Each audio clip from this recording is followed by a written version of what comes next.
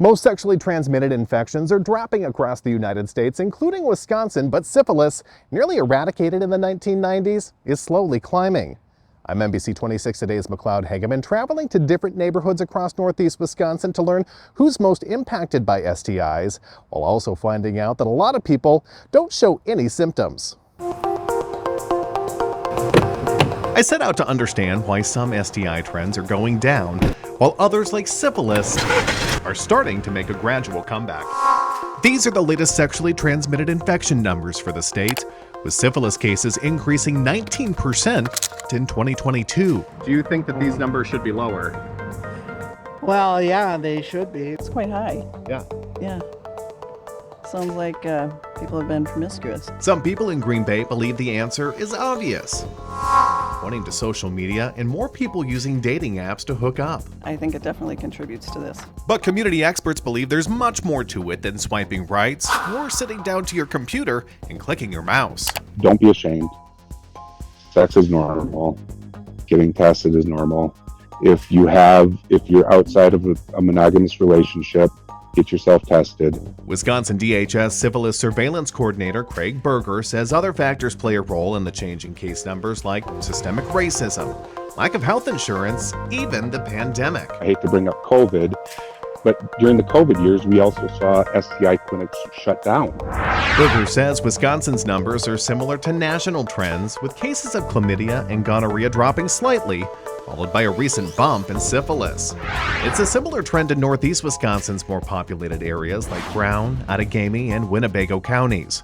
Berger encourages getting tested because you could be positive and not know because you don't have symptoms. Absolutely, it is very concerning, mostly on the congenital syphilis side, meaning babies that are born with syphilis because of the problems and the concerns that it does create medically for infants. Congenital cases increased 81% in Wisconsin in 2022, meaning more babies here are being born with syphilis.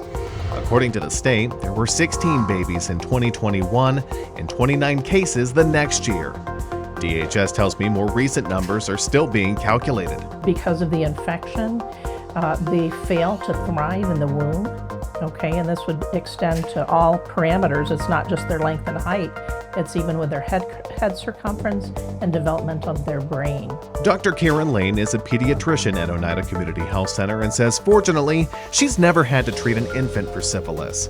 According to DHS, Indigenous people in rural areas are considered a priority population, so I spoke with providers in Oneida about their trends. Our numbers have been consistent for the last couple years. We haven't had a lot of increase.